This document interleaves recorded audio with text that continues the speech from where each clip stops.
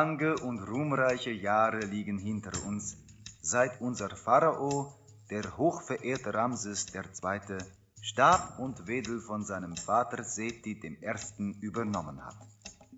Mit Res Segen wird er noch viele weitere Jahre regieren.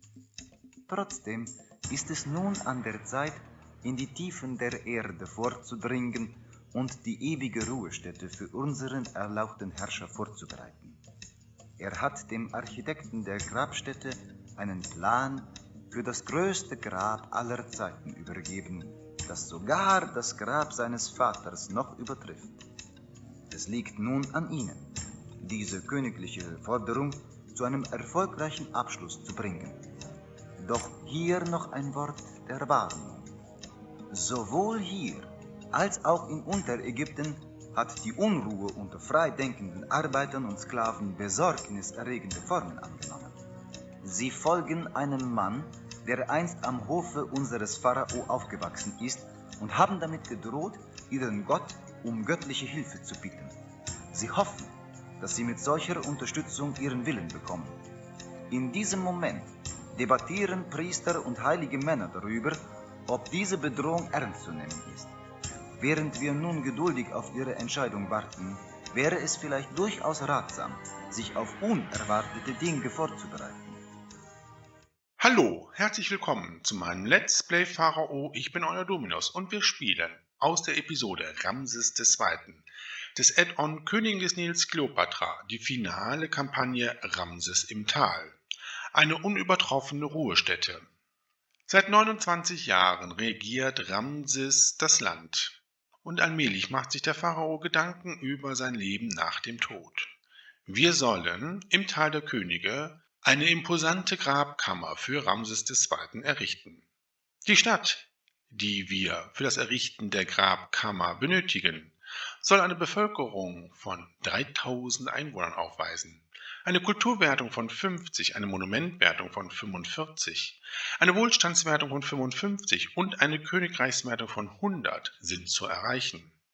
Als Sonderziel haben wir 6 Luxusvillen zu entwickeln. Die Wertungen in Kultur und Wohlstand sind durchaus moderat, allerdings eine Königreichswertung von 100 haben wir bis jetzt noch nie gehabt. Das bedingt wirklich die Erfüllung sämtlicher Forderungen, unterstützt vielleicht durch den Segen von Re und einigen Geschenken an das ägyptische Volk. Obwohl der Pharao das Land lange und weise regiert, macht sich Unmut breit unter den Sklaven und Arbeitern, die einem Mann folgen, der am Hofe des Pharaos aufgewachsen ist. Die Gefahr einer Rebellion ist durchaus gegeben. Wir sollten daher eine Armee zur Verfügung haben, um etwaige Unruhen zu bekämpfen. Wir werden uns aber jetzt erstmal um den Bau des monumentalen Grabmals für Ramses II. Kümmern und wir schauen uns die Karte einmal an. Auch in dieser Kampagne kehren loyale Soldaten zu uns zurück, die vorher in Abu Simbel für uns gedient haben. Dafür müssen wir ein Fort der Infanterie und ein Fort der Bogenschützen bauen. Wir schauen uns aber jetzt erstmal die Karte in Ruhe an. Den Pausenmodus aktivieren. Ja, wir sind wieder zurück in Dir el-Medina und hier auf der Westseite des Nils haben wir wieder den Tempelkomplex und den Tempel des Res, geschützt durch eine Stadtmauer und ausgeschmückt mit großen Statuen. Ja, viel hat sich nicht verändert seit der Episode Tal der Könige. Wir haben hier wieder diese Wassergräben und Wasserstellen, die hier die Fläche durchziehen. Ja, und wir haben auch schon ein Wegesystem. Weiter südlich haben wir hier den Nil und große Flächen fruchtbaren Nilschlamms, die sich hier so entlang ziehen. Auf der Ostseite haben wir ebenfalls hier fruchtbaren Nilschlamm. Ja, und hier ist die Wüste. Skorpione als wilde Tiere haben wir und die Uferbereiche haben Grundwasseranschluss.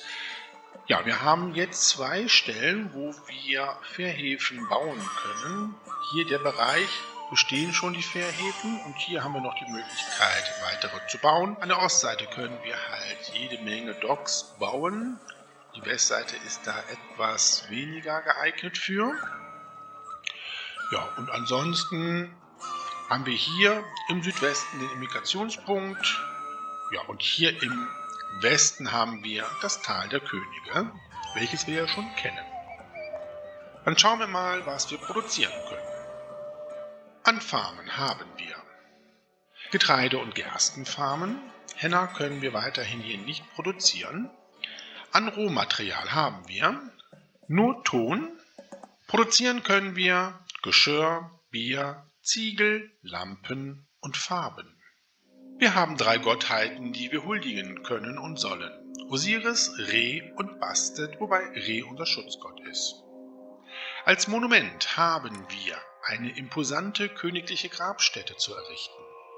Dazu müssen folgende Grabbeigaben ausgeliefert werden: 6 Waffen, 1600 Einheiten Leinen, 2000 Einheiten Luxuswaren und 800 Einheiten Papyrus sowie 6 Streitwagen. Schauen wir mal nach unseren Handelspartnern. Die El Medina ist hier am Mittellauf des Nils, direkt bei der Stadt Wazet. Unser nächster Handelspartner ist im Westen die Oase Karga. Karga verkauft uns größere Mengen Feigen und Henna, kauft bei uns größere Mengen Getreide und geringe Mengen Ziegel. Noch weiter in der westlichen Wüste haben wir die Oase Dakhla. Dakhla verkauft uns geringe Mengen Feigen und Henna, kauft bei uns größere Mengen Stroh und Ziegel und geringe Mengen Geschirr. Am Roten Meer haben wir Penet. Penet verkauft uns größere Mengen Luxuswaren, kauft bei uns jede Menge Leinen und größere Mengen Geschirr. Im Nildelta haben wir die Hauptstadt Pyramesse. Dieser Handelspartner verkauft uns jede Menge Papyrus, größere Mengen Salat und Waffen sowie geringe Mengen Leinen und Streitwagen. Kauft bei uns größere Mengen Bier und Farben und geringe Mengen Öl. Auf dem Sinai haben wir Timna. Timna verkauft uns jede Menge Kupfer und geringe Mengen Öl, kauft bei uns jede Menge Getreide und geringe Mengen Bier. Weit oben an der östlichen Mittelmeerküste haben wir Sumur. Sumur verkauft uns größere Mengen Leinen und Holz und geringe Mengen Öl, kauft bei uns größere Mengen Lampen. Und auf Zypern haben wir den Handelspartner Enkomi. Enkomi verkauft uns jede Menge Öl, kauft bei uns größere Mengen Luxuswaren und geringe Mengen Bier. Unsere Exporte sind Geschirr, Bier und Ziegel, später auch die Überschüsse von Lampen und Farben. Ja, was ist jetzt nun der Plan? Wir werden uns sehr stark an die Kampagne Seti im Tal halten. Das heißt, hier am Tempelkomplex kommt ein großes Wohngebiet hin. Hier etablieren wir unser großes Produktionsgebiet. Auf der Ostseite werden wir ein kleines Wohngebiet planen, wo wir dann hier unsere Docks errichten.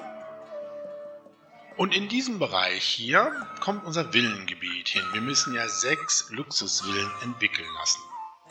Bevor wir jetzt mit dem Bau beginnen, werden wir noch die beiden Forts bauen. Dafür werden wir mal die Geschwindigkeit runtersetzen. So, dann können wir den Pausenmodus deaktivieren und die beiden Forts bauen. Wir können bei den Militäranlagen keine Akademie bauen. Und wir können auch nur einen Transporthafen errichten. Und bei den Verteidigungsanlagen haben wir nur Mauern und Stadttore. Na gut. Errichten wir das Fort für die Infanterie. Das werden wir hier hinbauen. Das stört es nicht. Und wir brauchen auch noch das Fort für die Bogenschützen. Das kommt dann direkt daneben. Ja, sehr gut. So, jetzt können wir auch wieder speichern. Ja, wir reißen hier die Stadtmauer weg, auch die großen Statuen kommen weg, damit wir hier unser Wohngebiet auch platzieren können. So, das kommt hier auch alles weg, der Tempel kommt weg. So, und dann werden wir jetzt hier an den örtlichen Gegebenheiten unser Wohngebiet platzieren. Das geht bis hier und dann machen wir das so.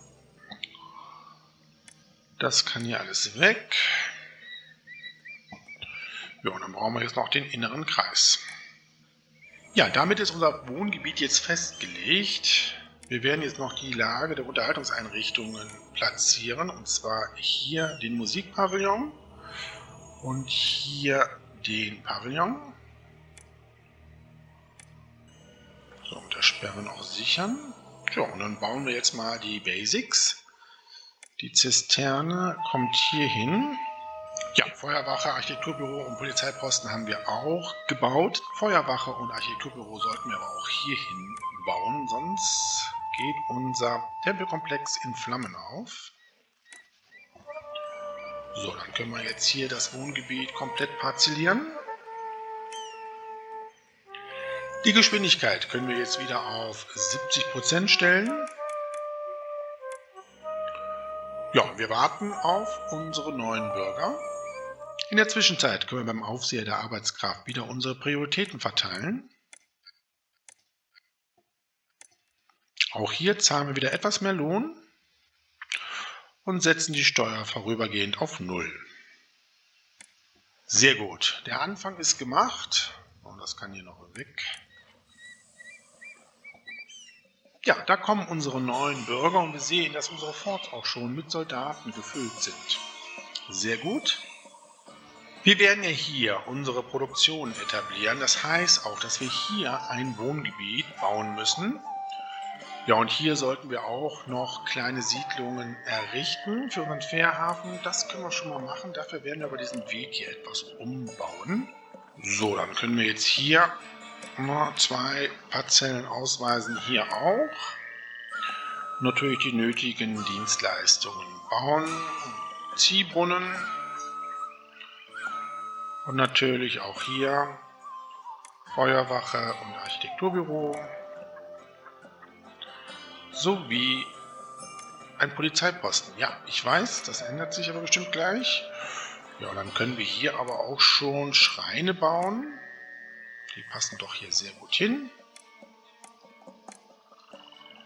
Ja, dann platzieren wir jetzt hier noch unser Wohngebiet, damit wir unsere Produktionen schnell etablieren können. Ja, nun haben wir ja auch unsere Siedlung auch schon mit den nötigsten Dienstleistungsgebäuden ausgestattet. Ich habe auch schon den Tempel der Osiris gebaut.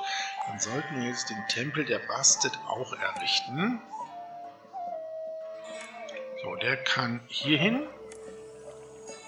Gut, ja, jetzt nach dem Bau können wir jetzt die Geschwindigkeit wieder auf 70% stellen. Ja, und sobald wir jetzt genügend Mitarbeiter haben, beginnen wir mit der Produktion unseres ersten Exportgutes, nämlich Geschirr. Ja, es sind zwar noch nicht alle Parzellen besiedelt, aber wir haben jede Menge Arbeitslose. Deswegen können wir jetzt tatsächlich mit der Geschirrproduktion beginnen. Dafür brauchen wir unsere Tongruben. Die werde ich hier platzieren, das habe ich extra schon so geplant. Da passen nämlich jetzt genau 4 Stück hin. So, und dann bauen wir hier schon mal 4 Töpfereien. Das können wir nachher noch erweitern. Und dann brauchen wir noch das Warenlager dafür. Das Warenlager für Geschirr werde ich hier platzieren. Ja, mittlerweile haben wir schon 500 Einwohner in unserer Stadt. Ja, das Warenlager, wie gesagt, möchte ich hier platzieren. Für Geschirr, dann werden wir hier den Weg nämlich so weiterbauen. So, dann stellen wir das hier auf Geschirr ein. Ja, wir sollten jetzt auch bald ein Arbeitslager bauen und die ersten Felder anlegen, damit wir das nächste Jahr unsere Ernten einfahren können und unsere Bevölkerung auch ernähren können. Das können wir eigentlich schon mal machen. Dann kann hier jetzt ein Arbeitslager gebaut werden. Ja, und damit sich hier unsere Wohnsiedlung im Produktionsgebiet auch entwickeln kann, werden wir noch mal ein paar Verschönerungen durchführen, durch mittlere Statuen. Die können hier platziert werden. Ja, und wir sollten nicht unsere Gesundheitsversorgung vergessen. Bauen wir noch Arztpraxen, kann hier eine hin und hier. Ja, und hier im großen Wohngebiet natürlich auch. Ja, der Nil hat sich jetzt zurückgezogen. Wir können unsere ersten Felder anlegen. Wir werden jetzt erstmal nur Getreidefelder errichten. Wir werden erst später mit der Bierproduktion beginnen. Ja, wir haben kein Geld mehr. Macht nichts, wir kriegen bestimmt noch was. Oh, nochmal 3000 Deben. Das passt doch. So, dieser Weg ist hier verkehrt. Den möchte ich hier durchbauen. So. Ja, ich habe mittlerweile jetzt schon 8 Getreidefarmen gebaut. Naja, nicht ganz so schlimm. Wir werden nachher nochmal ein Arbeitslager bauen. Wir sollten aber auch jetzt nicht vergessen, unser Silo dafür zu bauen. Das errichten wir hier. So, und dann kann auch hier das Warenlager für... Warte, was hier hin? Ja. Das Warenlager für Getreide. Sehr gut. Und das Silo kann natürlich entsprechend Getreide fordern. Ja, somit haben wir jetzt unsere Nahrungsmittelproduktion auch schon. Ja, ich werde hier schon mal das so vorbauen, wie ich mir das vorstelle. Das werden wir aber jetzt erstmal noch mit Sperren soweit sichern, dass hier nicht die ganzen Dienstleister entlang gehen müssen. Ja, wir haben hier schon einiges an Geschirr in unserem Warenlager.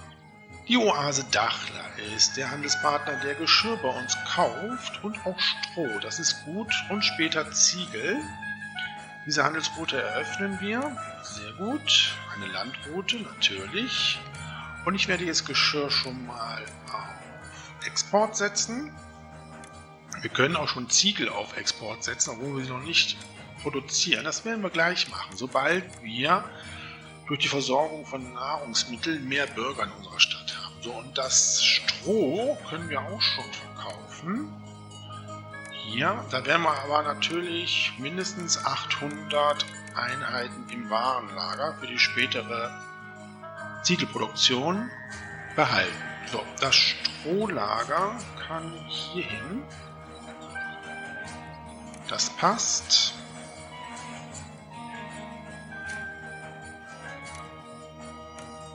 Ja, jetzt warten wir aber erstmal, bis wir unsere Bevölkerung ernähren können. Ja, unsere Handelspartner haben das erste Geschirr gekauft. Unsere Stadtkasse hat sich sehr gut erholt. Ja, und es sieht auch so aus, dass jetzt gleich geerntet wird.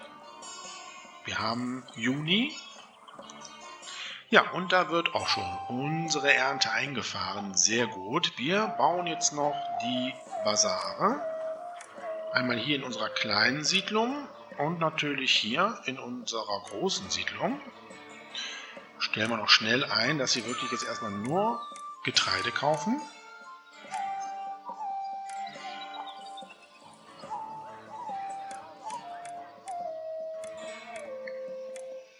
Ja, und wir haben jede Menge Arbeitslose. Wir können tatsächlich jetzt mit der Ziegelproduktion schon beginnen. Unsere Ziegeleien kommen hier hin. Ja, hier haben wir noch eine Fläche jetzt frei. Bevor wir die aber bauen, noch ein paar Verschönerungen. Sonst entwickelt sich hier wirklich nichts weiter. Sehr gut. Dann können wir jetzt auch noch die 4. Ziegelei bauen. Ja, wir brauchen noch ein Warenlager für die Ziegel. Das kommt jetzt hier hin. Dafür müssen wir die Sperre mal eben versetzen hier.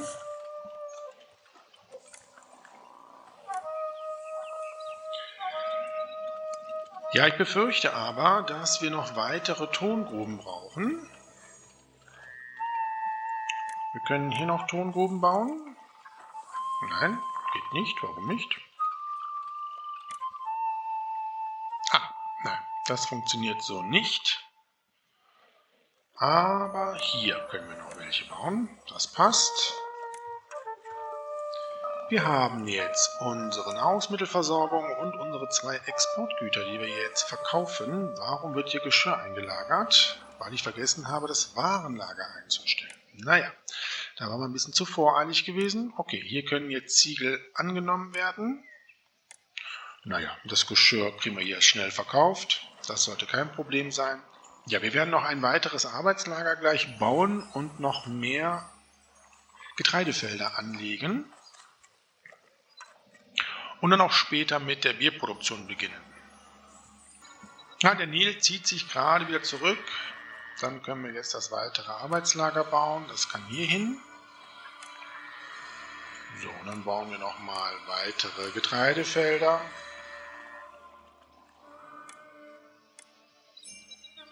Oh, da war gerade eine Nachricht. Ah gut, Arbeitskräfte werden benötigt. Das sollte sich aber gleich ändern. Ja, dann nochmal 2 Gerstenfarmen. Ja, ich denke mal, das reicht jetzt erstmal für die Bierproduktion. Dann führen wir den Weg hier so raus.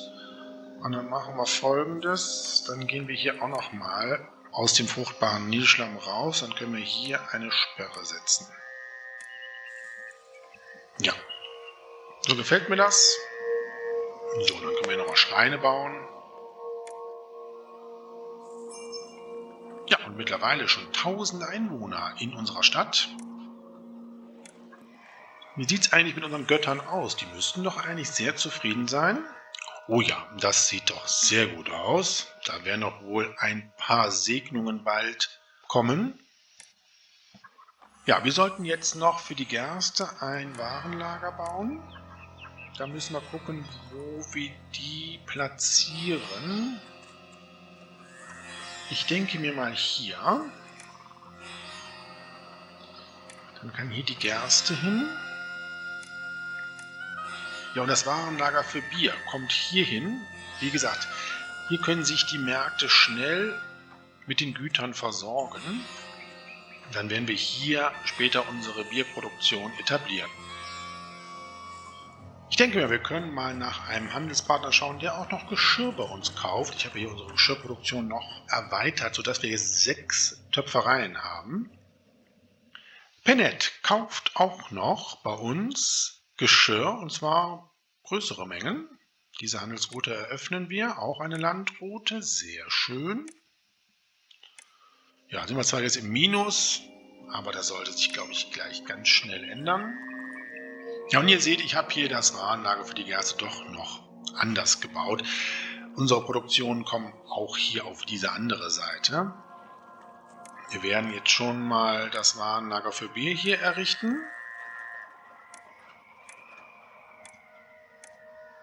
Ja, und dann können wir auch schon mal 3 Brauereien bauen. Das passt nämlich hier wunderbar hin.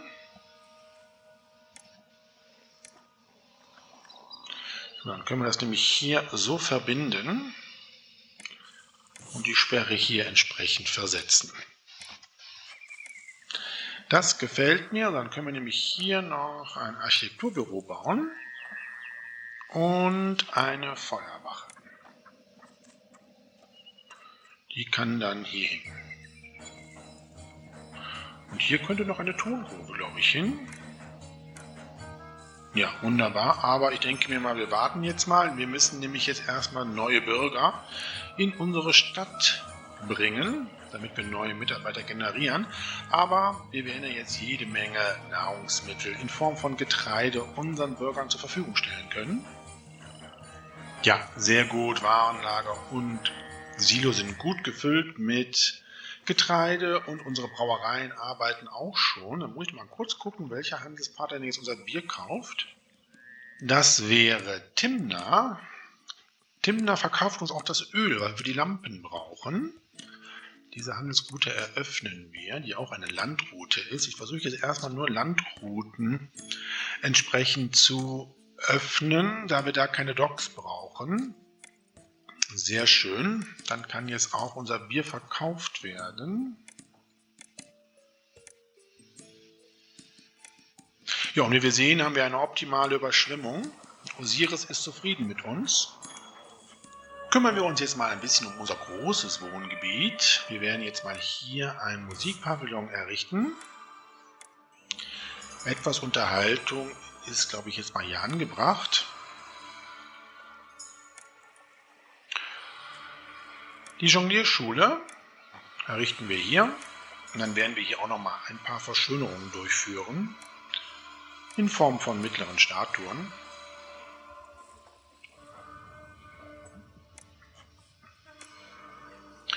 Ja, und dann errichte ich jetzt auch mal hier meinen privaten Wohnsitz, der hier errichtet wird. Ja, und sobald wir jetzt wieder mehr Geld haben, bauen wir unseren Festplatz. Ja, wir verkaufen gerade wieder sehr gut. Jetzt geht es los mit dem Bau des Festplatzes, der hier hinkommt. Sehr gut, und dann haben wir hier wieder die Fläche frei für später, wenn wir unseren Stadtpalast errichten. Ja, und jetzt könnten wir auch schon mal mit der Produktion von Farben beginnen. Dafür brauchen wir auch wieder ein Warenlager. So. Da müssen wir jetzt aber auch jetzt hier die Sperre auflösen. So, dieses Warenlager wird das Henna annehmen. Und hier dieses Warenlager wird die Farben annehmen. Sehr gut. So, dann bauen wir mal 3 Farbmühlen. Die passen nämlich hier noch genau hin. So, und dann müssen wir jetzt Henna importieren. 800 Einheiten. Und die Farben können wir verkaufen. Dafür brauchen wir allerdings einen Handelspartner. Farben würde Piramesse kaufen. Aber wir brauchen jetzt erstmal noch ein bisschen mehr Geld. Und wir brauchen vor allem einen Dock dann dafür. Weil Piramesse wird wahrscheinlich eine Seeroute sein. Ja, ich bin eigentlich ganz zufrieden mit der Entwicklung. Alles läuft soweit ganz gut. Wir werden jetzt mal den Bauplatz des imposanten Grabmals für Ramses II. Festlegen. Ja, dann schauen wir mal. Oh ja, und das ist eine große Grabstätte, die wir errichten müssen. Der Eingang ist hier, wo das kleine grüne Viereck ist.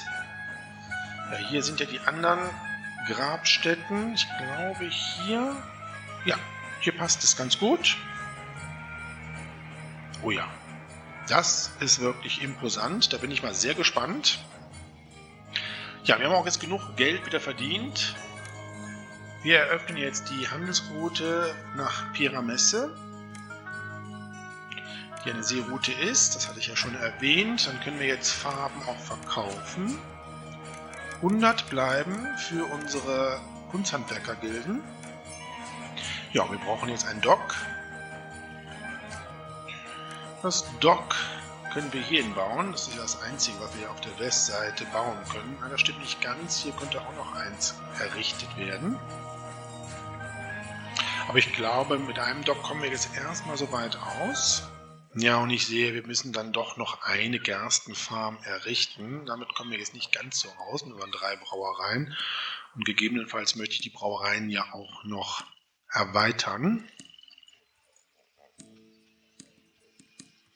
Ja, wir müssen jetzt noch unsere Lampen herstellen und die Gilden bauen. Arbeitskräfte hätten wir.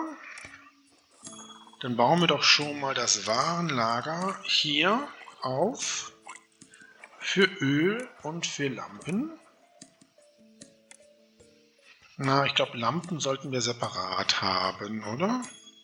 Nee, ich glaube, das geht so. Machen wir alles zur Hälfte. Dann kann jetzt hier tatsächlich auch die Sperre weg. Wir sollten aber hier nochmal eine Feuerwache und ein Architekturbüro bauen.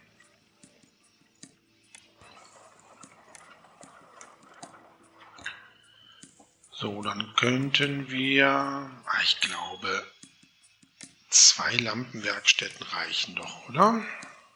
Ja, dann können wir die Gilden nämlich hier hinbauen. Steinmetzgilde und auch die Kunsthandwerkergilde. Da kann die Kunsthandwerkergilde schnell hier entsprechend versorgt werden mit Ton und Farben. Dann müssen wir jetzt das Öl noch importieren. So, und dann brauchen wir aber nicht sehr viel. Ich würde jetzt mal immer 400 Einheiten einkaufen. Ja, es werden Arbeitskräfte benötigt, das ändert sich hoffentlich gleich. So, und jetzt werden wir Lampen auch exportieren. Oh, da brauchen wir noch einen Handelspartner für. Ach, das ist Sumur. Naja, gut. Damit warten wir noch ein bisschen. Wir produzieren jetzt erstmal Lampen. Und dann kann nämlich auch schon mit dem Bau unseres Grabmals begonnen werden. Wir haben unser erstes Öl geliefert bekommen. Unsere Lampenwerkstätten arbeiten nun. Das ist sehr gut. Wir sollten gleich hier auf der Ostseite auch mal eine kleine Siedlung etablieren, damit wir hier noch weitere Docks bauen können, wenn wir jetzt später noch weitere Handelsrouten zu Wasser einrichten. Ja, da haben wir jede Menge Skorpione. Das ist natürlich nicht so schön. Ja, da müssen wir mal gucken, wie wir uns gleich drum kümmern. Noch bauen wir die Siedlung nicht. Vielleicht doch mal eben schnell die Geschwindigkeit mal ganz runter. Dann doch kleine Statuen bauen. Vielleicht klappt das ja doch. Ja, da konnten wir die Skorpione doch ganz gut hier einkästeln. Ja, dann bauen wir jetzt auch hier eine kleine Siedlung. Wir brauchen die wirklich nicht groß auszubauen. Wir brauchen die tatsächlich nur für unsere Docks. So. Ziehbrunnen und dann bauen wir jetzt erstmal nur das Nötigste. Ja, mehr würde ich jetzt erstmal noch nicht bauen. Ja, ich baue doch noch eine Lampenwerkstatt hier hin. Dann kriegen wir schneller die Lampen zusammen. Wie viel haben wir denn im Warenlager jetzt? 300. Okay, dann kann die erste Ladung bald schon zu unserer Grabstätte gebracht werden. Das ist sehr gut. Ja, ich denke mal, wir sollten mal ein Fest feiern. Und zwar für Bastet. Da hoffe ich doch auf den Segen, dass die anderen Götter von ihr auch ein Fest bekommen. Das wäre doch gar nicht mal so schlecht. Ja, und da sehen wir schon, wie unsere Mitarbeiter aus dem Arbeitslager die erste Fuhre Lampen zur Grabstätte bringen. Ja, und wir bekommen hier den Fluch des blutigen Flusses. Das Wasser des Nils wandelt sich in Blut um. Natürlich nicht so schön. Bei Abu Simbel hatten wir diesen Fluch schon mal. Da habe ich aber noch nicht so richtig mitbekommen, was es für Auswirkungen hat. Momentan ist ja alles noch so, wie es sein sollte. Aber jetzt färbt es sich rot. Ja, auch die Gräben und diese Wasserstellen sind jetzt rot gefärbt. Wenn wir allerdings in Spezialkarten Wasser gehen, sehen wir hier, dass unsere Wohngebäude kein Frischwasser mehr bekommen von der Zisterne. Das ist natürlich nicht so gut, und zwar je näher sie entsprechend an dem blutigen Wasser liegen. Da haben wir eine Rückentwicklung.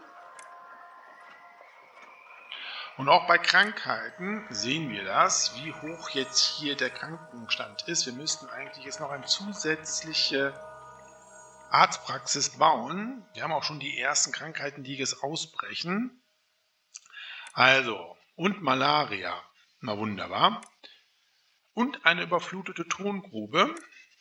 2 sogar. Also, das sind die Auswirkungen beim blutigen Fluss. Mehr Krankheiten und keine Frischwasserversorgung mehr. Dementsprechend haben wir auch weniger Mitarbeiter, weil sich die Wohngebäude zurückentwickeln. Das ist natürlich super doof. Ich hoffe mal, dass der Fluch bald wieder vorbei ist. Die Tongruben brauchen wir jetzt erstmal nicht mehr aufzubauen. Wir müssen nämlich ganz dringend hier die Prioritäten beim Aufseher der Arbeitskraft verändern. Wir brauchen definitiv bei der Religion entsprechend die Mitarbeiter. Und Gewerbe und Handel bekommt jetzt keine Priorität mehr. Da müssen wir tatsächlich jetzt auf die Mitarbeiter verzichten, dass die anderen Bereiche volle Mitarbeiterzahl haben. Ja, und ich hoffe, dass jetzt bald hier der Fluch zu Ende ist. Trotz alledem haben wir ein üppiges Fest für Bastet. Aber das bringt mir jetzt im Moment gar nichts. Ihr seht, wie stark sich hier die Wohngebäude zurückentwickeln. Das ist echt super doof. Also bei Abu Simbel hatten wir das nicht so stark gehabt, aber hier schon. Sehr schön, eine Segnung von Bastet, dass Häuser und Basare mit einem Überfluss von Nahrungsmitteln und Waren ausgestattet werden. Das ist sehr nett. Der Fluch ist vorbei, das Wasser ist wieder normal, aber dafür hat sich unsere Wohngebiet hier komplett zurückentwickelt. Das dauert jetzt erstmal, bis wieder neue Bürger in unsere Stadt einwandern. Ja, und ihr seht, im Gewerbe und Handel haben wir kaum noch Mitarbeiter. Dafür sind die anderen Bereiche noch so gut mit Mitarbeiter gefüllt. Ja, und es wandern ja jetzt auch wieder neue Bürger ein. Wir müssen jetzt tatsächlich warten, bis sich unsere Wohngebiete wieder voll und ganz entwickelt haben. Während sich unsere Wohngebiete allmählich wieder regenerieren und neue Bürger in unsere Stadt einziehen, kriegen wir die erste Forderung vom Pharao. 700 Einheiten Bier in 6 Monaten für das große Fest zu Ehren von Re. Ja, das ist natürlich nicht so schön, weil wir haben einfach zu wenig Mitarbeiter. Wir werden jetzt Folgendes machen.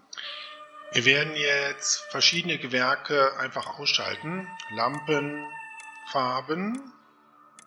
Ja, Geschirr, das können wir auch ausschalten.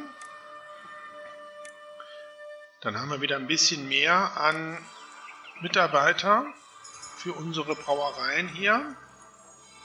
Oh, ist immer noch zu wenig.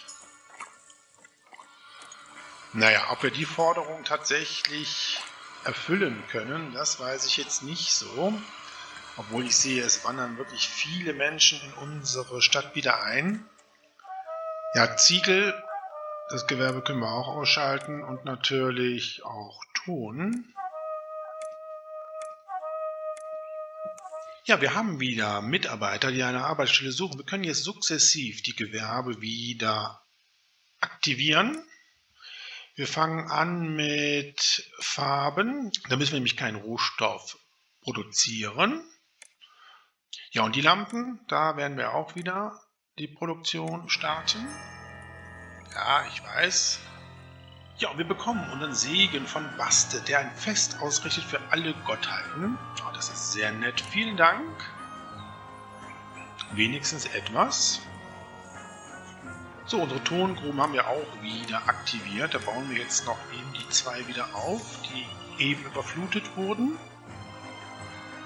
Und selbst Osiris ist zufrieden mit uns. Die nächste Überschwemmung wird viel besser ausfallen als erwartet. Naja, die jetzige ist nicht so gut gewesen. Aber unser Warenlager und auch unser Silo ist gefüllt mit Getreide. Dafür haben wir Schulden gemacht. Naja, wir produzieren ja auch nicht mehr so viele Exportgüter. Ja, leider hat das nicht geklappt mit unserem Bier. Die 700 Einheiten konnten wir nicht in der geforderten Zeit zur Verfügung stellen. 24 Monate haben wir noch. Und 1000 Ziegel werden jetzt vom Pharao benötigt. Ja, und Re ist zufrieden mit uns. Unsere Exportprodukte erzielen 50% mehr Gewinn. Wunderbar. Ja, das Ziegelgewerbe habe ich wieder gestartet. Da werden wir erstmal sofort die Ziegel auch entsprechend hamstern.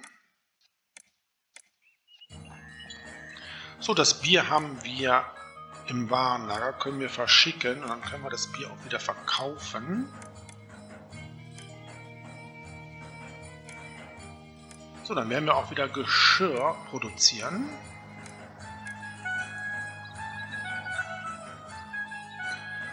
So, dann hat sich das wieder alles etwas normalisiert hier. Dieser Fluch hatte doch größere Auswirkungen, als ich gedacht hatte. Wir unterstützen unsere Stadt mal mit einer kleinen Spende auf 2000 Theben. Ja, wo sich jetzt der Arbeitsmarkt wieder etwas entspannt hat, könnten wir hier nochmal einen Dock bauen.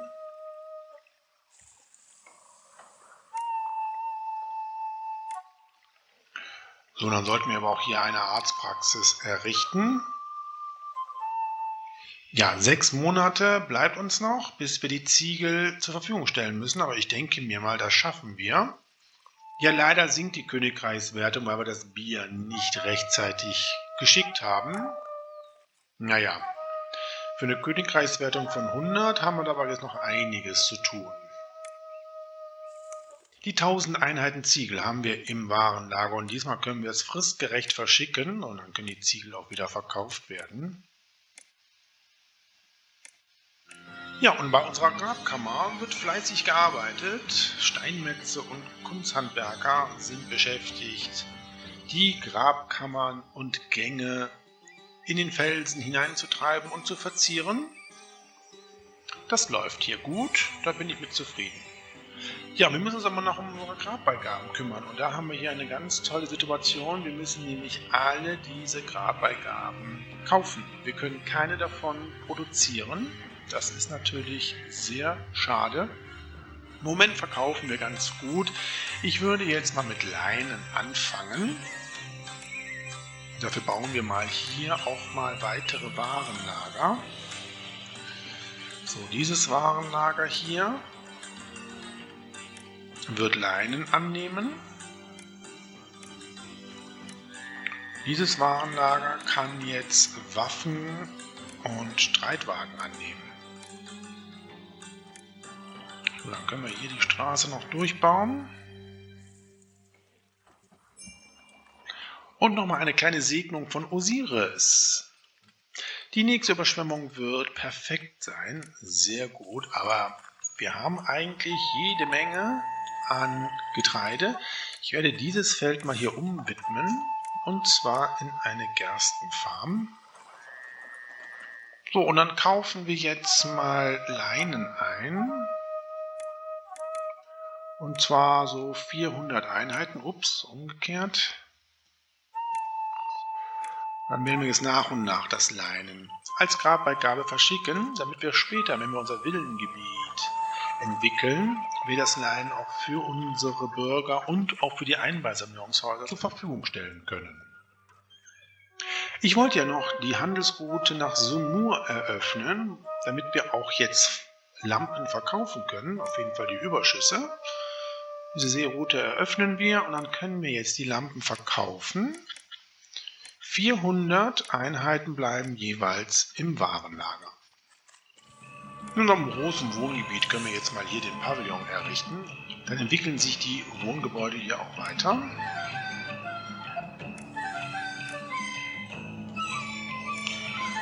So, dann bauen wir hier auch noch ein Konservatorium. Ja, jetzt steigt die Königreichswertung, da wir die Ziegel fristgerecht geliefert haben. Sehr schön. Ja, und wir haben auch schon das erste Leinen in unserem Warenlager. Das können wir jetzt mal als Grabbeigabe verschicken. Ja, und so werden wir nach und nach in kleinen Dosen unsere Grabbeigaben zur Verfügung stellen. Da müssen wir jetzt immer gucken, dass wir mit unseren Exporten das entsprechend ausgleichen können. Aber momentan sieht eigentlich alles sehr gut aus, wenn nicht wieder irgendwelche Katastrophen über uns hereinbrechen. Wir werden mal für Geschirr schon mal ein kleines Limit von 400 Einheiten einstellen, damit wir gleich unser Wohngebiet mit Geschirr versorgen können. Und wir bekommen die nächste Forderung. 1000 Einheiten Getreide für die Stadt Timna in 7 Monaten. Oh ja, wir haben noch genug Getreide im Warenlager. Das passt doch sehr gut. Das können wir direkt verschicken. Dann haben wir auch Platz für die neue Ernte, die jetzt bald eingefahren wird. Für das zweite Wohngebiet richten wir jetzt auch schon den zweiten Bazar. Und dann kann jetzt hier auch tatsächlich Geschirr eingekauft werden. Den anderen Bazar werden wir auch entsprechend einstellen.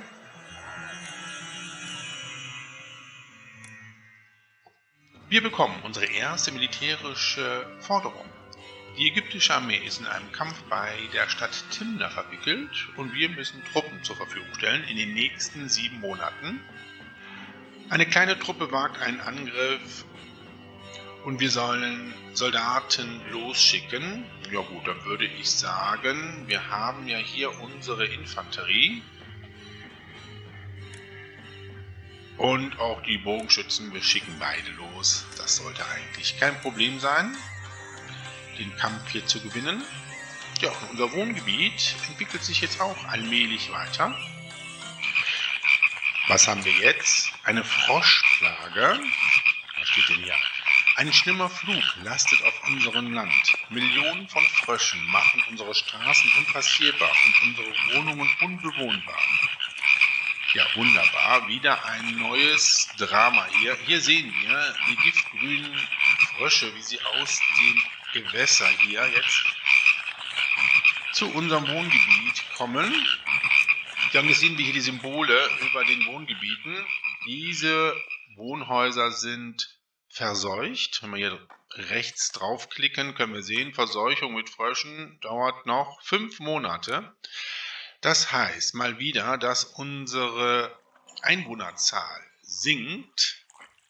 Ja, und wir wieder viel zu wenig Mitarbeiter haben. Wir müssen wieder hier die Priorität bei Gewerbe und Handel ausschalten, damit wir wenigstens die anderen Bereiche mit Mitarbeitern füllen können. Das heißt, unsere Produktion ist mal wieder sehr stark beeinträchtigt. Auf jeden Fall jetzt 5 Monate. Lauter kleine Gemeinheiten hier. Ja, ich hoffe, dass jetzt nach den 5 Monaten hier schnell unsere Bürger wieder einwandern. Wir bekommen einen verbesserten Handel mit Timna, da wir das Getreide geschickt haben. Wir können jetzt hier mehr Öl kaufen. Oh, das ist schön. Vielen Dank. Die Verseuchung unserer Wohngebiete mit Fröschen ist Gott sei Dank vorbei. Die 5 Monate sind vorüber und es wandern jetzt auch wieder neue Bürger in unsere Stadt ein. Ja, und dann schauen wir mal, wie es weitergeht. Die Königreichswertung steigt, da wir in der Schlacht bei Timna erfolgreich waren. Unsere Truppen haben geholfen. Sehr schön. Ja, und hier unser Wohngebiet hat sich auch sehr gut jetzt wieder neu entwickelt. Ich verschönere hier gerade das Wohngebiet mit Plätzen. Ja, und der Arbeitsmarkt erholt sich auch wieder allmählich.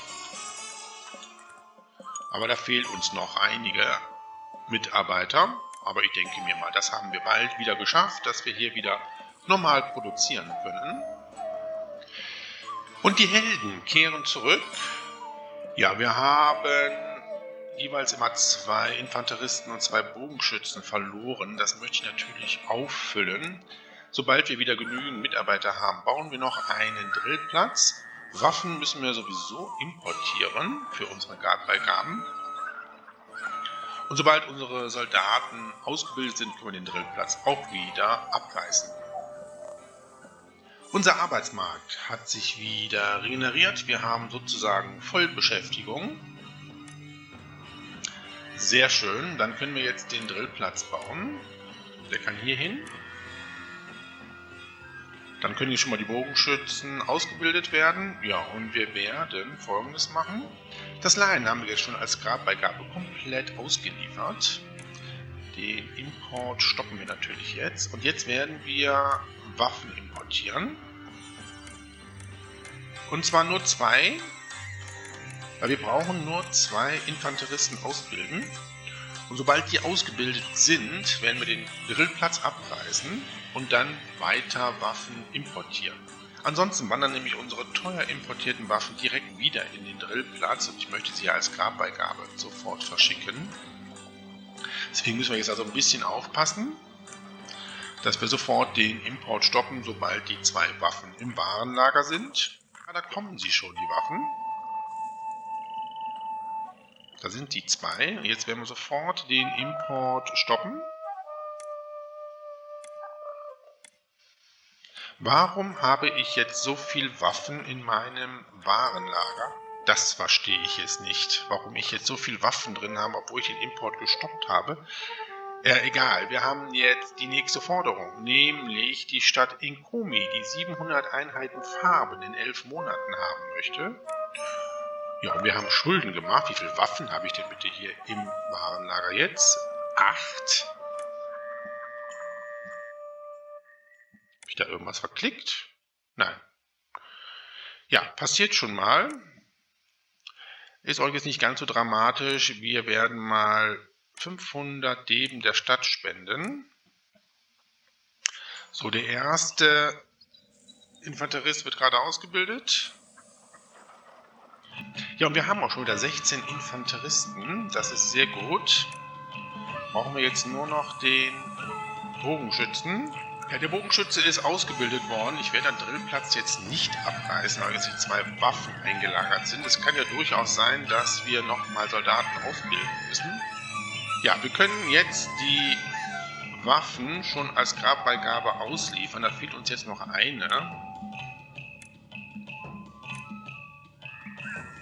Das werden wir aber später machen. Wir müssen jetzt, glaube ich, erstmal wieder in die schwarzen Zahlen kommen. Naja, wir sind zwar in den schwarzen Zahlen, aber nicht wirklich, ja, nämlich direkt wieder Schulden gemacht. Das ist doch recht knapp hier. Aber es geht schon wieder aufwärts. Wie sieht es denn hier bei unserer imposanten Grabstätte aus? Ja, das ist schon gut hier gediehen. Kunsthandwerker sind kräftig dabei zu dekorieren. Allerdings haben wir erst 27% der königlichen Grabstätte fertiggestellt. Naja, da müssen wir noch ein bisschen dran arbeiten. Sieht auf jeden Fall schon mal gut aus. Ich glaube, ich werde unsere Bierproduktion mal ein bisschen erweitern. Dann können wir hier, glaube ich, noch 2 Brauereien bauen. Ja, und wir haben ja auch noch die Farben, die wir eigentlich Enkomi zur Verfügung stellen sollten. Da war ich mit meinem Militär gerade etwas beschäftigt gewesen. Ja, und wieder Schulden. Die sollte ich vielleicht jetzt mal hamstern, die Farben.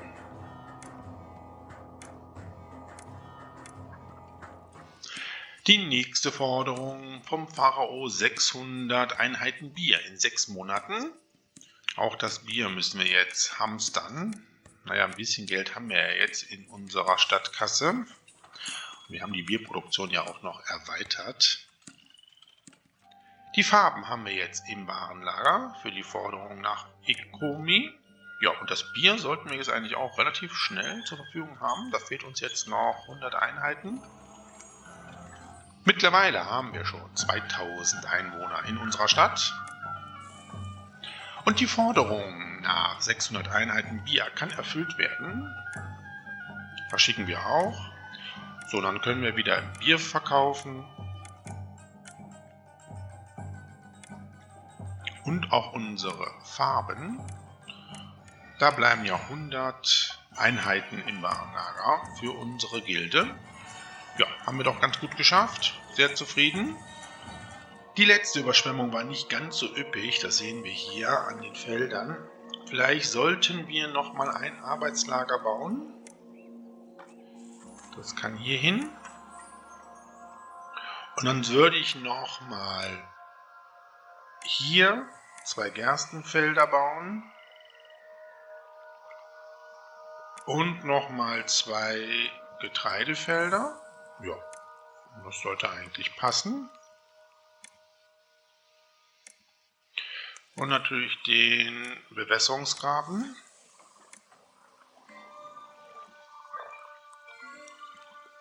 Ich denke mir mal, dann haben wir aber auch jetzt wirklich genug Gerste und auch Getreide für unsere Stadt. Dann baue ich noch eine Brauerei hier. Dann haben wir auch hier 6 Stück, das reicht auch. Jetzt, wo wir die zusätzlichen Gerstenfarmen gebaut haben, können wir, glaube ich, hier unsere Brauereien gut mit Rohstoffen versorgen. Ja, und die Königreichswertung steigt, da wir das Bier nach Pirmanesse gebracht haben. Gut, vielen Dank. Und wir bekommen ein Geschenk des Nachbarn. Enkomi bedankt sich für die 700 Einheiten Farbkrüge, indem sie uns 600 Einheiten Öl schenken. Ja, das ist sehr schön. Vielen Dank. Dann brauchen wir das Öl erstmal nicht mehr zu importieren. Da haben wir jetzt erstmal genug. Ja, läuft doch alles ziemlich gut. Nicht so gut ist, dass Osiris und Bastet gleichgültig sind. Naja gut, sie haben auch nur einen Tempel. Das sollten wir mal ändern. Dann bauen wir mal hier bei unserem großen Wohngebiet einen Tempel für Osiris. Und natürlich für Bastet.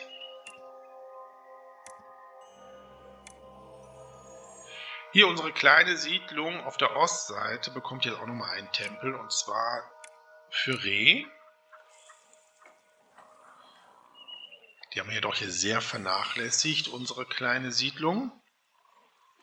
Ich glaube, wir sollten noch einen Transporthafen bauen. Es könnte sein, dass wir Truppen noch verschicken müssen. Den könnten wir hier errichten. Jawohl, das geht. So, und dann brauchen wir natürlich noch eine Werft und Holz. Ja, die Werft können wir dann hier hinbauen.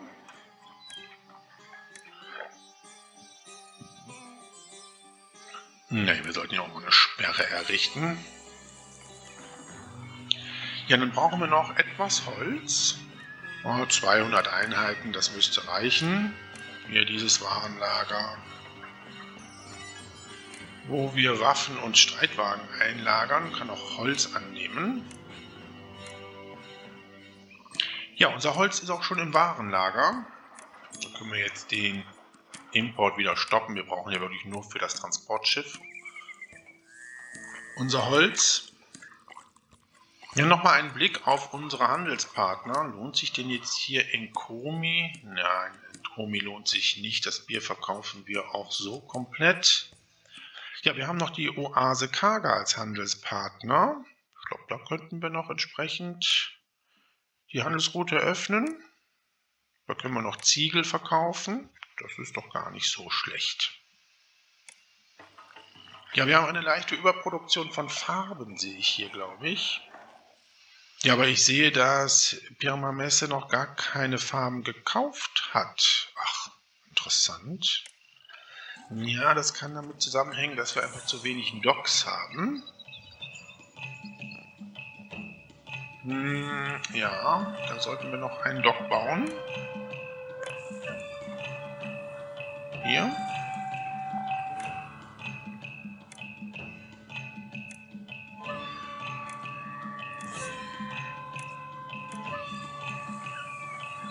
Ja, jetzt haben wir unsere Farben verkauft und unsere Stadtkasse ist auch in die Höhe geschnellt. Wunderbar. Ja, das trifft sich ja gut, dass wir jetzt hier unseren Kleinstadtpalast bauen wollen.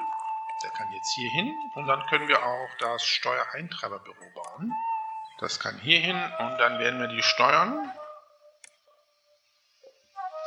auf 9% stellen. Dann hoffe ich mal, dass wir jetzt auch noch mal ein paar Zusatzeinkünfte haben. Ein neuer Flug trifft uns. Tod und Zerstörung liegt in der Luft. Ein wilder Hagelschauer bringt tödlichen Eisregen über uns. Mögen sich die Götter all denen gnädig erweisen, die sich nicht vor diesem bösen Fluch retten konnten. Wunderbar. Oh ja, das sieht toll aus. Es sieht eher aus, als ob mein Monitor eine Störung hat. Ich bin mal gespannt, was dieser Hagelschauer jetzt für Auswirkungen auf unsere Stadt hat. Vielleicht unsere Ernten.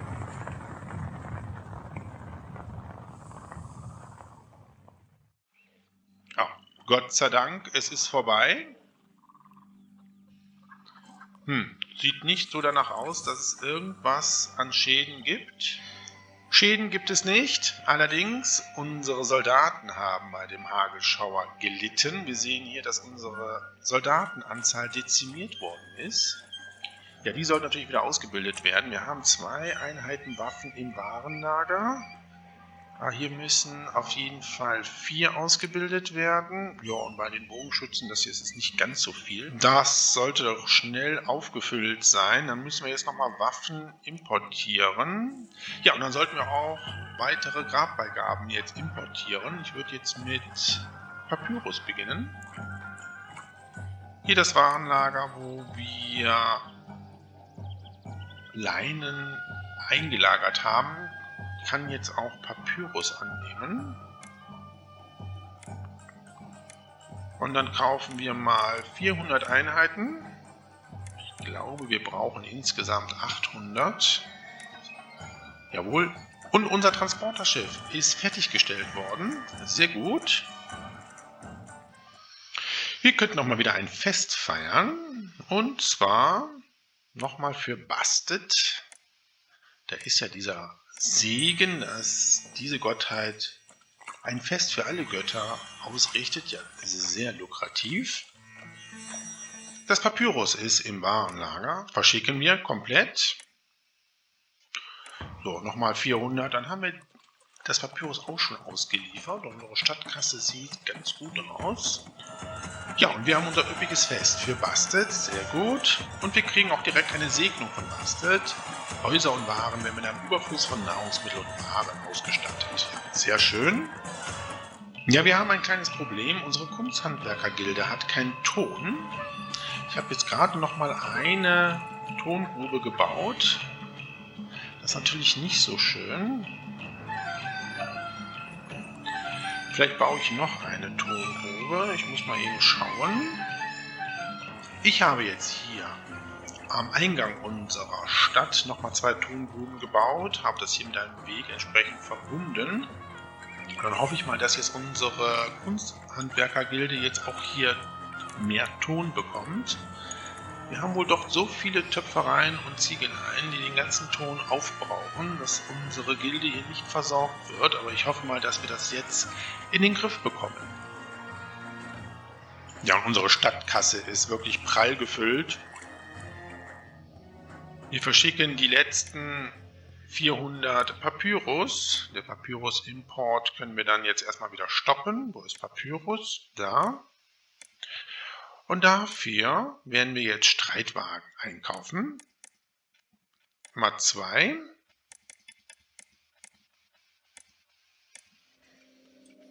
Und dann können wir auch diese Ware zur Verfügung stellen. Wieder eine Forderung vom Pharao, der 800 Ziegel in 9 Monaten haben möchte. Ja, und da ist nochmal mein beliebter Segen von Bastet. Ein Fest für alle Gottheiten. Vielen Dank. Ja, die Ziegel müssen wir jetzt erstmal hamstern. Aber das sollte, glaube ich, kein Problem für uns sein. Wir haben ja jetzt eine optimale Tonversorgung. Ja, jetzt hat unsere Kunsthandwerker-Gilde den Ton. Jetzt kann es auch auf unserer Baustelle weitergehen. Ja, und hier läuft ein Feuerwehrmann im fruchtbaren Mehlschlamm rum, während hier eine Brauerei brennt. Das ist natürlich nicht so gut. Wir ändern das jetzt mal hier um. Diese Feuerwache kommt jetzt hier hin. So. Und dann werden wir mal hier diese Brauerei abreißen. Die Forderung nach den Ziegeln kann erfüllt werden. Dann können wir das verschicken. Sehr schön. Und die Ziegel wieder verkaufen. Auf unserer Baustelle, der Grabkammer, geht es jetzt auch Gott sei Dank weiter. Wir haben jetzt schon 38% fertiggestellt. Ja, wir haben leider ein bisschen hier eine Bauverzögerung gehabt, da unsere Kunsthandwerker-Gilde keinen Ton hatte. Dafür segnen uns jetzt Osiris. Die nächsten Ernten der Farmen werden doppelt so reich ausfallen. Ja, vielen Dank. Den Drillplatz habe ich jetzt abgerissen, weil wir jetzt hier unsere Streitwagen importieren. Und die würden dann nämlich auch direkt in den Drillplatz gebracht werden. Da können wir jetzt hier die 2 verschicken. Na gut, 3 Stück brauchen wir noch. Dann können wir das hier gerade mal einstellen, dass wir jetzt 3 Stück bekommen. Dann haben wir die auch schon verschickt. Super, dann haben wir jetzt, glaube ich, nur noch die Luxuswaren. Eine erneute Forderung von der Stadt Penet. 500 Einheiten Leinen in 9 Monaten. Ja, und die Königreichswertung steigt, da wir die Ziegel dem Pharao zur Verfügung gestellt haben. Leinen müssen wir jetzt importieren. 500 Einheiten. Hier dieses Warenlager habe ich noch für Leinen eingestellt. Das können wir so lassen. Wir bekommen eine Segnung von Re, der unseren Ruf im Königreich etwas verbessert. Schauen wir mal nach unseren Wertungen. Ja, das sieht doch eigentlich ganz gut aus. 71. Gut, die anderen Wertungen sehen noch nicht so gut aus. Wir brauchen natürlich Zahnärzte, um unsere Kulturwertung zu erhöhen. Das sollten wir jetzt mal machen.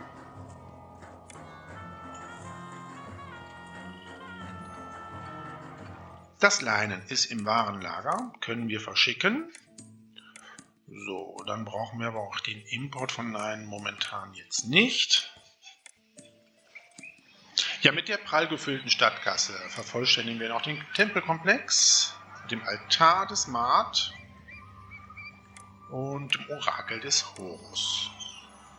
Und nochmal eine Segnung von Osiris, dass die nächste Überschwemmung perfekt sein wird. Vielen Dank. Ja, das sieht doch alles sehr gut aus. So, die Streitwagen haben wir jetzt auch im Warenlager, endlich. Die können wir jetzt auch verschicken. Aber erstmal den Import stoppen. Dann brauchen wir jetzt noch Luxuswaren. Also die Streitwagen verschicken wir jetzt. Ja, dann kaufen wir doch jetzt immer so 200 Einheiten Luxuswaren. Jedes Warenlager kann jetzt auch die Luxuswaren annehmen. Wo sind sie? Dort, alles gut. Wir haben einen verbesserten Handel mit der Stadt Pennet, da wir das Leinen zur Verfügung gestellt haben. Hier wird jetzt mehr Geschirr gehandelt. Okay. Ja, wir sollten jetzt allmählich auch anfangen, unser Villengebiet aufzubauen. Wir errichten zuerst mal nochmal eine Tanzschule. Die haben wir noch gar nicht. Die kann hier hin, wo vorher der Grillplatz war. Wir werden jetzt für Bier schon mal ein Limit einstellen. 400 Einheiten. Wenn wir jetzt unser Villengebiet entwickeln und wir jede Menge Mitarbeiter für die Dienstleistungsgebäude brauchen, können wir jetzt das große Wohngebiet auch dann weiterentwickeln. Außerdem brauchen wir ja auch noch 3000 Einwohner insgesamt. Wie schon am Anfang erwähnt, werden wir unser Villengebiet hier entwickeln. Und zwar hier entlang der Straße. Wir brauchen ja nur 6 Villen. Das passt hier, glaube ich, sehr gut hin. Ja, dann würde ich sagen, beginnen wir schon mal mit der Konzeption unseres Villengebietes. Bevor wir aber hier mit unserem Villengebiet loslegen können, müssen wir Truppen zur Verfügung stellen, da die ägyptische Armee in einem Kampf bei der Stadt Sumur verwickelt ist. 8 Monate Zeit haben wir. Diesmal müssen wir eine Seestreitkraft losschicken. Eine kleine Truppe wagt einen Angriff. Ja, da wir keine Kriegsschiffe haben, müssen wir jetzt halt hier ein Heer zur Verfügung stellen. Da werden wir jetzt hier die Bogenschützen nehmen, weil unsere Infanterie nicht hundertprozentig ausgebildet ist. So, ihr könnt hier hin. Ja, und wir haben unser Transporterschiff. Das ist ja hier. Das kann hier schon mal rüber. Und wir bekommen eine nächste Forderung. 900 Einheiten Bier in 6 Monaten für den Pharao. Das können wir sofort verschicken. Da haben wir mehr als genug im Warenlager. Ja, unsere Bogenschützen sind an der Stelle angelangt, wo ich sie hingeordert habe. Dann kann jetzt hier unser Transporterschiff unsere Soldaten aufnehmen. Ja, ich beeile mich ja. Die Bogenschützen sind auf dem Schiff. Dann könnt ihr jetzt los. Wunderbar. So, jetzt können wir uns aber um unser Villengebiet kümmern. Wir haben jetzt hier unser Villengebiet eingerichtet mit den 3 Villenstandorten. Ja, wir brauchen jetzt natürlich Arbeitskräfte, weil ich dieses Villengebiet mit den nötigsten Dienstleistungsgebäuden schon versorgt habe. Die Basare des großen Wohngebietes werden jetzt entsprechend auch Bier kaufen, damit sich das Wohngebiet entsprechend weiterentwickeln kann. Und später werden wir dann noch hier das Gericht und auch die Bibliothek bauen. Und hier am Pavillon kommt das Senate-Haus hin. Das brauchen wir, um unsere Villen zu den Luxusvillen entwickeln lassen zu können. Gut, aber jetzt warten wir jetzt erstmal ab. Der Markt ist so eingestellt, dass er alles kaufen kann, außer Luxuswaren. Wir werden jetzt auch etwas Papyrus importieren, 500 Einheiten. Diese beiden Warenlager hier werde ich jetzt folgendermaßen einstellen. Dieses Warenlager wird nur Papyrus annehmen. Und dieses Warenlager wird nur Leinen annehmen. Wir werden später noch hier ein Warenlager bauen, weil wir brauchen noch die zweite Nahrungsmittelart für unsere Villen. Und dann können wir hier auch später Schmuck bzw. Luxuswaren einlagern. Ja, sehr gut. So kann es jetzt erstmal bleiben. Die Königreichswertung steigt, da wir die Schlacht bei Sumur gewonnen haben. Unsere Truppen waren erfolgreich gewesen. Sehr gut. Das läuft doch alles wunderbar. Ja, wir haben jetzt hier schon das Warenlager gebaut, was die zweite Nahrungsmittelart entsprechend aufnimmt. Wir werden Feigen importieren. Feigen werden über eine Landroute eingekauft. Und dann haben wir hier kurze Wege, dass unsere Marktfrauen dieses Gut schnell kaufen können. Ja, und hier haben wir auch schon die ersten Luxuswaren. Aber damit müssen wir noch ein bisschen warten. Ja, und die Helden kehren zurück. Vielleicht errichten wir nochmal einen Drillplatz, damit wir die volle Truppenstärke wieder haben. Und da kommt unser Transportschiff. So, wie viel haben wir denn? Oh, nur noch 4. Das ist ein bisschen sehr wenig. So, du kannst zurück. Ja, dann bauen wir jetzt noch einen Drillplatz auf. Dann kann noch hier die Truppen ausgebildet werden. Den Drillplatz errichten wir hier. Die Werft brauchen wir, glaube ich, nicht mehr. Die können wir abreißen. Und ich glaube, mit 3 Docks sind wir, glaube ich, auch gut für unseren Handel hier ausgerüstet. Verschönern wir unser Villengebiet noch etwas. Natürlich mit großen Statuen.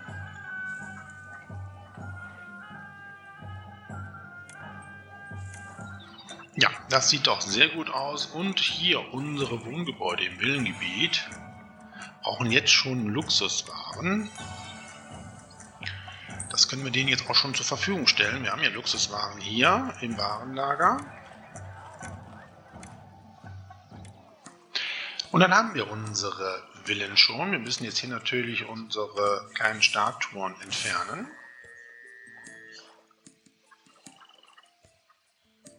Ja, jetzt werden natürlich Arbeitskräfte benötigt, aber es wandern ja noch neue Bürger in unsere Stadt ein. Was haben wir jetzt? Eine neue Plage. Eine Heuschreckenplage. Ja, das hatten wir jetzt schon öfters gehabt. Heuschrecken, die unsere Wildfrüchte zerstören. Aber da mache ich mir jetzt keine großen Sorgen. Wir haben jede Menge Getreide und Gerste in unserem Warenlager.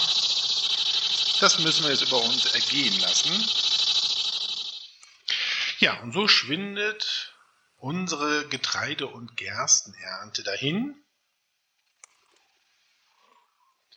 Ja, trotz allem kriegen wir ein Geschenk von der Oase Karga. 1200 Einheiten Feigen. Ja, die nehmen wir natürlich gerne an. Vielen Dank. Ja, und da ziehen die Heuschrecken auch wieder von dannen. Ja, und mittlerweile ist unsere imposante Grabstätte wirklich sehr weit gediehen. Wir haben jetzt 61% schon fertig und es sieht wirklich sehr imposant aus, was hier im Felsen hineingetrieben wurde. Ja, und unsere Kunsthandwerker sind weiterhin fleißig beschäftigt, die Grabstätte auszuschmücken. Unsere Bogenschützen sind wieder vollzählig. Wir können den Drillplatz abreißen, den brauchen wir jetzt nicht mehr. Die Frage ist, ob wir tatsächlich mit der Entwicklung der Villen unser Bevölkerungsziel von 3000 Einwohner erreichen. Wir brauchen noch Mitarbeiter. Auf jeden Fall für die Bibliothek und für das Senate House. Ich weise dann doch jetzt hier noch ein paar Parzellen aus. Und dann können wir hier in den Lücken doch noch Schreine bauen. Das ist natürlich klar, nach unserer Heuschreckenplage möchte jetzt die Oase Karga 1200 Einheiten Getreide in 9 Monate haben. Können wir eigentlich Getreide einkaufen? Leider nicht, wir können es nur exportieren. Ja gut, dann muss jetzt die Oase Karga warten, bis unsere Ernte eingebracht ist. Naja, und die Überschwemmung sieht auch sehr mager aus dieses Jahr. Naja, das werden wir schon irgendwie hinbekommen. Ja, und wir haben das Bevölkerungsziel von 3000 Einwohnern erreicht. Wunderbar. Wir vervollständigen jetzt hier das Villengebiet mit der Bibliothek und dem Senate House. So, das Getreide ist im Warenlager. Das können wir jetzt ganz schnell verschicken. Und dann hoffe ich noch, dass wir genug für unsere Stadt haben. Ja, und unsere Villen müssen sich jetzt noch weiterentwickeln. Das Senate House hat leider noch zu wenig Mitarbeiter. Deswegen haben sich unsere Villen hier noch nicht komplett zur Luxusvilla entwickelt. Aber ich denke mir mal, das wird jetzt bald passieren. Jawohl, da ist es soweit. Wir haben die Luxusvillen nun. Dieses Ziel haben wir jetzt auch erreicht. Ja, und wir haben eine gute Überschwemmung dieses Jahr. Das sollte jetzt unsere Nahrungsmittelversorgung wieder etwas verbessern. Ja, und an unserer Grabkammer wird auch weiter fleißig gearbeitet. Die Steinmetze sind hier weiter beschäftigt. 77% haben wir jetzt schon fertiggestellt. Ja, ich glaube, wir haben eine Überproduktion hier von Farben. Ich glaube, ich werde das Gewerbe jetzt mal ausschalten.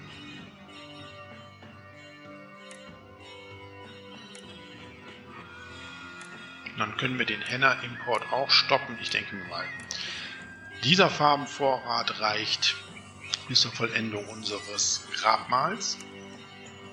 Und da ist unser Segen von Osiris. Die nächste Überschwemmung wird viel besser ausfallen als erwartet. Vielen Dank. Das ist aber auch nötig. Unsere Nahrungsmittelvorräte sind quasi null.